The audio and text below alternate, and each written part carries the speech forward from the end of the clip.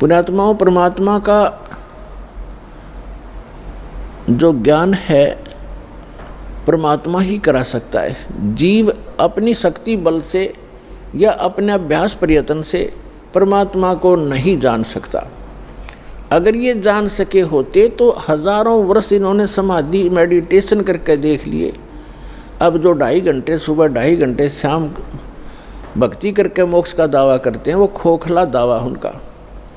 हजारों वर्ष उन्होंने इस शरीर में खूब टक्कर मार ली और लास्ट में कह दिया गॉड इज फॉर्मलेस, परमात्मा निराकार है, परमात्मा का केवल प्रकाश देखा जा सकता। तो परमात्मा नहीं देख सके वह, परमात्मा का जो प्रकाश देखा है तो परमात्मा बिना प्रकाश होगा किसका।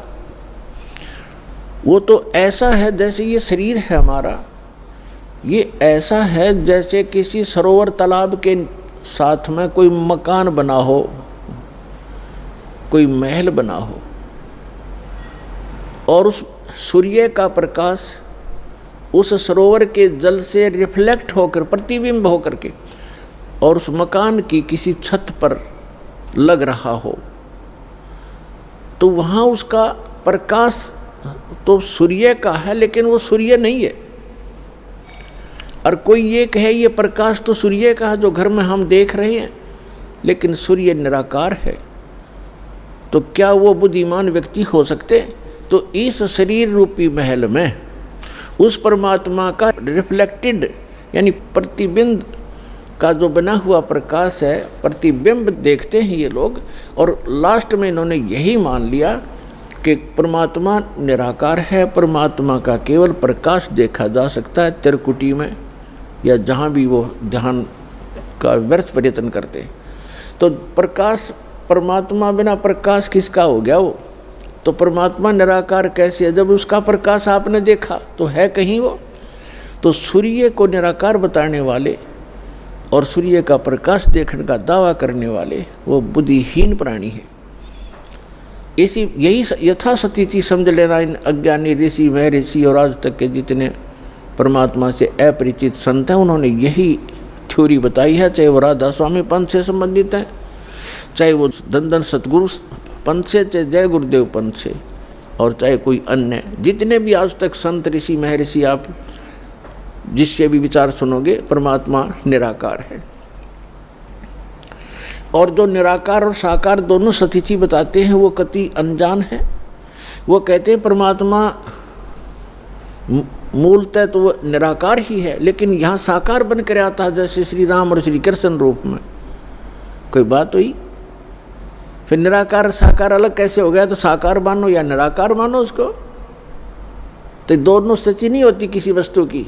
कोई नहीं होगा अंधा भी है और दिखा भी है, ये दोनों बात थोड़ी हो सकती है कि अंधा है तो अंधा ही है, उसको दिखता नहीं फिर, और दिखता है फिर अंधा कैसे? निराकार है तो साकार कैसे? वो साकार है तो निराकार कैसे? तो जिन महापुरुषों को परमात्मा स्वयं मिले अपने प्रयत्न से, पुण्यात्माओं आज तक किसी ने भगवान को पाया नहीं। राज्य भी त्याग दिया, परिवार भी त्याग दिया, जंगल में वन में जाकर के गुफाओं में भी रह लिए, धुने लगाकर प्रयत्न किए, चारों तरफ आग बाल कर, और झरनों में खड़े होकर भी साधकों ने परमात्मा प्राप्ति का प्रयत्न किया, लेकिन ऑल इन वेन यानी सभी निष्फल रहे, क्योंकि उनकी साधना अकॉर्डिंग टू द शास्त्र नहीं थी, उनकी साधना शास्त्र अनुकूल नहीं थी, मनमाना आचरण था। और अब भी जो कर रहे हैं मनमाना आचरण, वो भी अपना जीवन व्यर्थ कर रहे हैं। जैसे श्रीमद् भगवद गीता अध्याय नंबर 16 के श्लोक 23 और 24 में स्पष्ट किया है कि शास्त्र विधि को त्याग कर जो मनमाना आचरण करते हैं उनको न तो कोई सुख होता है, न उनकी गति परम गति होती है, और न ही उनका कोई कार्य सिद्ध होता है, उसको कोई सिद्धि भी प्राप्त नहीं होती, अर्थात यूजलेस, व्यर्थ। इसलिए गीता अध्याय नंबर 16 के श्लोक नंबर 24 में स्पष्ट किया है इससे तेरे लिए अर्जुन कर्तव्य और अकर्तव्य की व्यवस्था में सदग्रंथ ही प्रमाण है। सदग्रंथों के आधार से ही आप अपना कौन सी साधना करनी चाहिए, कौन सी ना करनी चाहिए, ये निर्णय कीजिए। किसी की दंत कथा लोकवेद पर विश्वास मत कीजिए। तो जितने भी ये कह रहे हैं कि परमात्मा निराकार है, वो एक कहीं रहता नहीं है, उसका कोई बॉडी नहीं है, परमात्मा बॉडीलेस है, तो ये सब भ्रमित हैं, इनको कतई ज्ञान नहीं अध्यात्म मार्ग का। और जिन महापुरुषों को परमात्मा आकर मिले वो स्वयं ही आकर मिले, उनका एक विधान है, वो ऐसी ही लीला करते हैं, वो ऐसी लीला करते ही करते हैं जैसे हमारे वेद प्रमाण करते हैं। ऋग्वेद मंडल नंबर 9 सूक्त 86 मंत्र 26 और 27 में, ऋग्वेद मंडल नंबर 9 सूक्त 82 मंत्र 1, 2, 3 में, ऋग्वेद मंडल नंबर 9 सूक्त 54 मंत्र 3 में, ऋग्वेद मंडल नंबर 9 और सूक्त 94 के मंत्र 1 में, ऋग्वेद मंडल नंबर 9 सूक्त 95 के मंत्र नंबर 2 में, ऋग्वेद मंडल नंबर 9 सूक्त 96 के 96 के मंत्र 16 से लेकर 20 में, ऋग्वेद मंडल नंबर 9 सूक्त 20 के मंत्र 1 में, ऋग्वेद मंडल नंबर 9 सूक्त 1 मंत्र 8 और 9 में। और भी अनेक स्थानों पर यह प्रत्यक्ष प्रमाण है कि परमात्मा ऊपर रहता है सतलोक में, तेजों में, लोक में, धाम में। वो एक पृथ्वी है जो स्वप्रकाशित है, वहाँ परमात्मा एक राजा के समान विराजमान है, सिंहासन पर, यानी तख्त पर, सिंहासन पर कहो, तख्त कहो, जैसे कहते थे ना दिल्ली के तख्त पर बाबर का राज्य इतने वर्ष तक रहा। तख्त माने सिंहासन, गद्दी। तो अनंत कोटि ब्रह्मांड के कंट्रोलर के सिंहासन यानी तख्त पर वो परमात्मा राजा के समान विराजमान है, और वहाँ से गति करके आते हैं, अच्छी आत्माओं को मिलते हैं और उनको यथार्थ ज्ञान कराते हैं, अपने से परिचित कराते हैं। वो लीला कबीर परमात्मा ने, अल्लाहु अकबर ने, सच्चिदानंद घन ब्रह्म ने की है, जो काशी में 120 वर्ष तक जुलाहे की लीला करके सहस्री आए थे, सहस्री चले गए। अपने गुणों के अनुसार वो परमात्मा किन किन महापुरुषों को कलयुग में मिले, जो दास के नोटिस में है, नॉलेज में है। आदरणीय धर्मदास साहिब जी, आदरणीय मुल्कदास साहिब जी, आदरणीय दादू साहिब जी, आदरणीय नानक साहिब जी सिख धर्म के प्रवर्तक, आदरणीय गरीबदास साहिब जी गांव छुड़ानी जिला ददर हरियाणा वाले, आदरणीय गीसा दास जी गांव खेखड़ा जिला मेरठ उत्तर प्रदेश वाले, आदरणीय स्वामी रामानंद जी बनारस वाले, काशी वाले।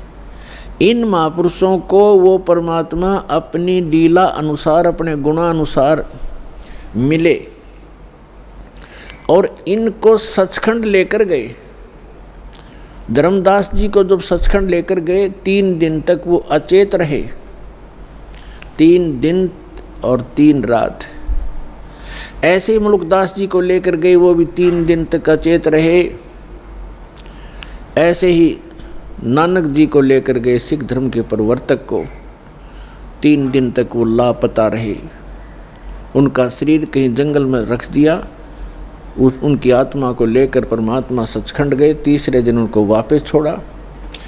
वहाँ के उपस्थित व्यक्तियों ने सोच लिया था कि ये बेई नदी के अंदर जल में डूब गए हैं नानक जी, क्योंकि डुबकी लगाकर पानी से बाहर नहीं आए थे, स्नान करने के लिए डुबकी लगाई थी, वहाँ से अंतर्ध्यान हो गए थे।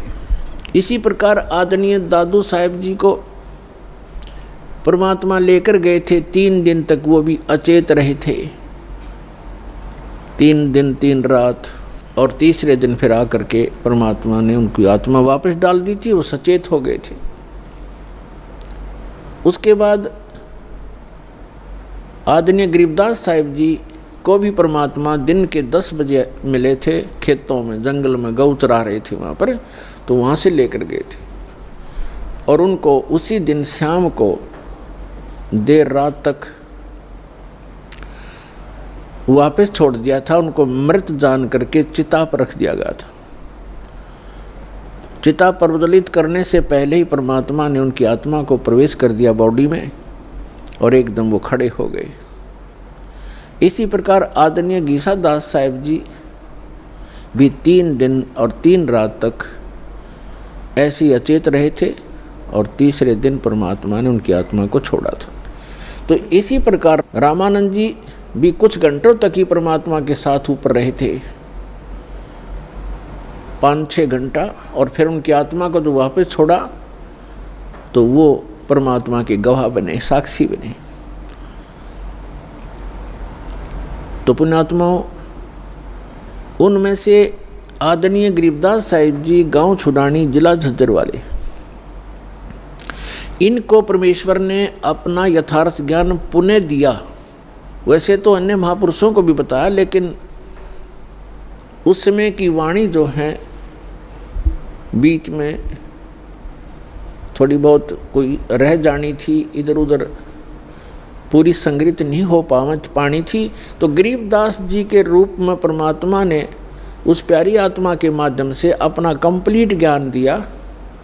और एक गोपाल दास नाम के एक दादूपंथी संत ने वो लिखी और गरीबदास जी बोला करते थे। ऐसे ही धर्मदास साहिब जी ने लिखी थी, परमेश्वर कबीर जी बोला करते थे।